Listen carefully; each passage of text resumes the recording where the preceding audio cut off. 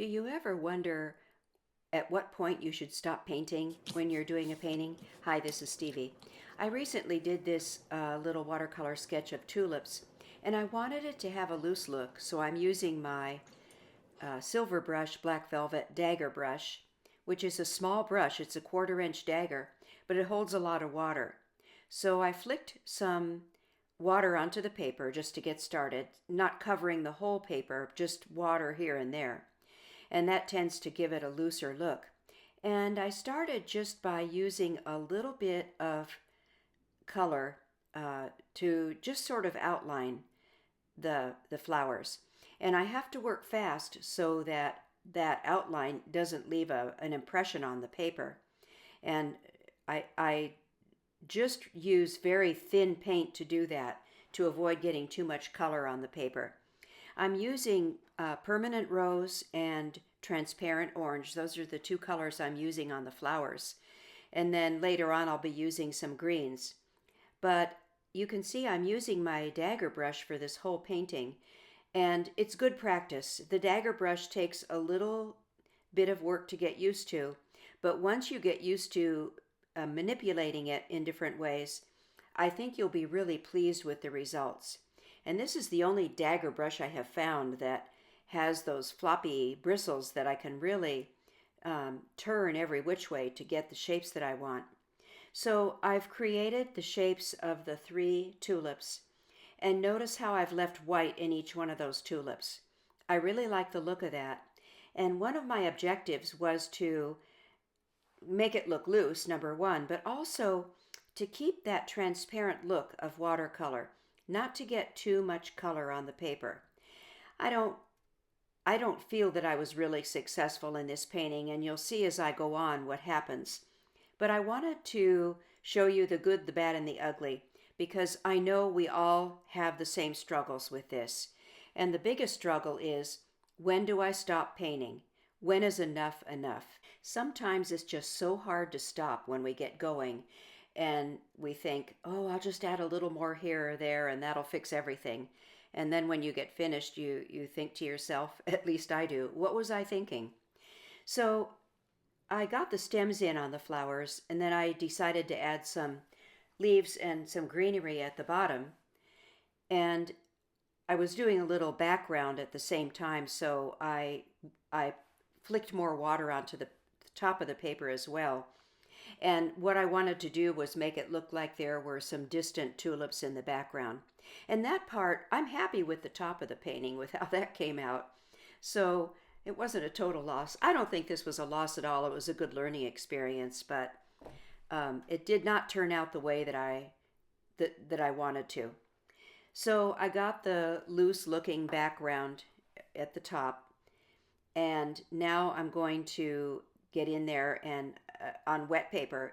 I flicked the color on again. I didn't totally wet it. And I started with my lightest green, which is green gold, because of course if you're going to use a lighter color you have to put that down first. And notice how I'm holding that brush. I'm standing it up when I make those leafy strokes down at the bottom of the tulips. I'm standing it almost straight up, holding it very loosely. So I'm just kind of dancing that brush around, and that's what makes those loose, grassy or leafy looking strokes. And then I mixed up another color. I mixed up sap green with some French ultramarine, and you probably know I'm not a fan of green. So I feel like I could have stopped here and it would have been just fine, but I kept going. I think the loose look is pretty good here. I think I was pretty successful here. And I didn't get too much green. The green is not too dark, I guess is what I want to say. And I think the color balances out pretty well between the green and the pink tulips here. So I'm just using some plain water on my brush to go out and picking up a little bit of color to make some loose, leafy looking strokes. And so far so good. That was okay. Going back to fix a little bit of the tulips, the edges, and just define the shapes a little bit more. But I didn't want to really add a lot of color because I like the transparent look that I see here. I just think that's such a good characteristic of watercolor is how transparent that color is. You can't get that with any other medium. And I always try to preserve that when I can. So I'm just kind of fiddling around here, fixing up the edges of the shapes. I try to remove the real hard edges around those colors, around those flowers. I use my little 1/4 inch flat brush to do that. And uh, it's a wet brush, just a damp brush. And I just go around those edges and soften them, which helps the shape quite a bit. And it's looking pretty good here. I would say right now it looks like a loose painting. And to me, this is true of any loose painting. The more work you do to it, the less loose it looks. At least that's how it has worked for me. So I should just learn that less is more when it comes to doing this kind of painting. Here I'm just trying to get some marks in to make for petal shapes later on. And I really like the look of that just right there. I think I could have probably stopped there and it would have been a decent little painting. There is a bloom at the top left of the painting that gets my attention, and I think I fixed that later on. But even that isn't really that bad. And normally I like blooms. It's just that I thought it was a little prominent. But what did I do? I kept going. And so I thought, oh, I'll add a little more darker color at the bottom. So more green mixed with French ultramarine. And at this point, it still looks okay. Not too bad. And of course, it'll lighten up a little bit as it dries. So this isn't too bad either. It did give a little more definition to the leaves at the bottom of the tulips. And that's really nice. So there again, I could have stopped and it would have been a great little painting. I really didn't I know that tulip leaves are tall, but for some reason I really regretted putting those tulip leaves above the tulips. They just don't look right to me. And I, if I did it again, I would leave those out. Maybe just suggest them in the background with some very light green color, but I think they're too prominent. I don't know. I just really don't like them that much. The bottom part is fine, the green at the bottom. That I like. It's lightened up a bit. That looks okay. And actually what I decided to do was take those leaves off, the ones at the top. They just really bothered me. And what I was doing there, I grabbed my water cup and turned the painting upside down and just spritzed those. The paint was still wet, so I just spritzed that color and let it run off into my water cup. And that's a nice little trick. I know some artists don't like it. I once got scolded by an instructor for doing that, but it has worked well for me. Here I am back again, working on the leaf above the tulip. I don't know why I was doing that. I think I could have left those ghosted leaves and it would have been okay. I think I end up removing them again. And I have done so many paintings like this where I've worked and worked and worked on it. And I think I would have been further ahead if I had just stopped a while before that.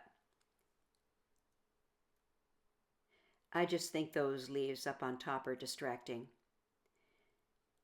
I was just trying to lighten them up a little bit.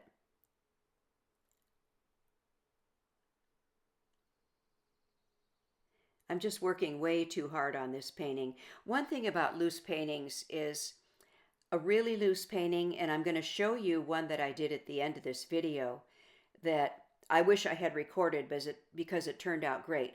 But one thing about loose paintings is you need to learn to paint fast if you want to paint loose. And I think the reason is you don't stop and think about the shapes.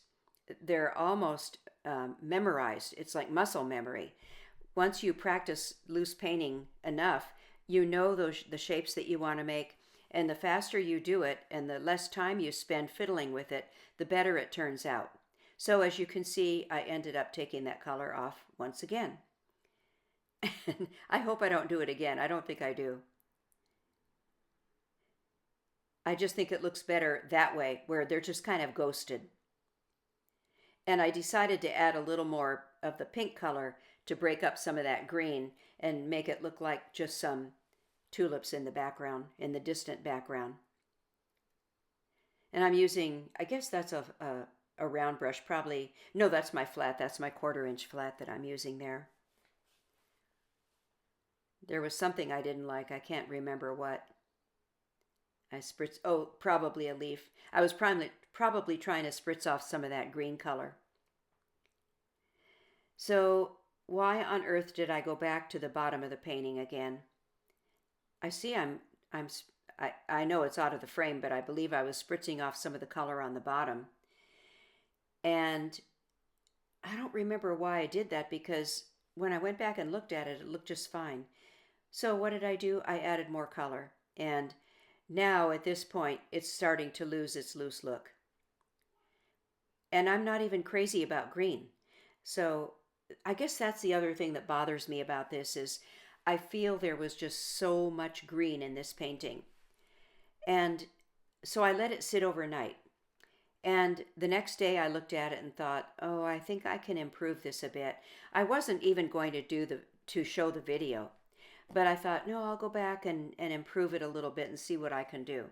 Well, I should know better than to work on a painting the next day. Sometimes, though, it does help to let it sit overnight and take a second look at it. But think twice before you touch it. So I'm going in, working on the tulips again. And this isn't too bad, but keeping in mind that I wanted to keep that transparent look of the color on the tulips, what on earth am I doing adding more color? So that's what I did. I went around and added more color on each tulip. And here you can see the difference the from the other one, from the ones I had done the day before, how much darker they are. And I feel like I lost all the transparency. So back to the green again, back to the leaves and grasses. So I went back in and added more green color, which I'm really not happy about.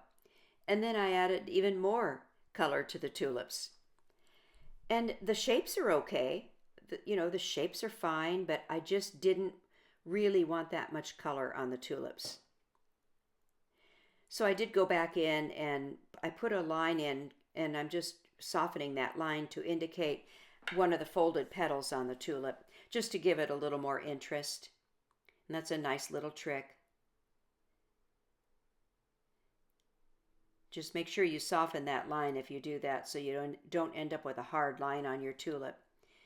And you don't have to do it all the way down the flower, just a little bit, and that suggests that there's a petal on that flower.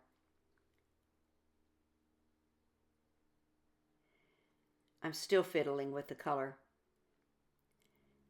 Another thing about loose painting, don't go in and keep fiddling with the color and moving the color around. That really doesn't make it look better.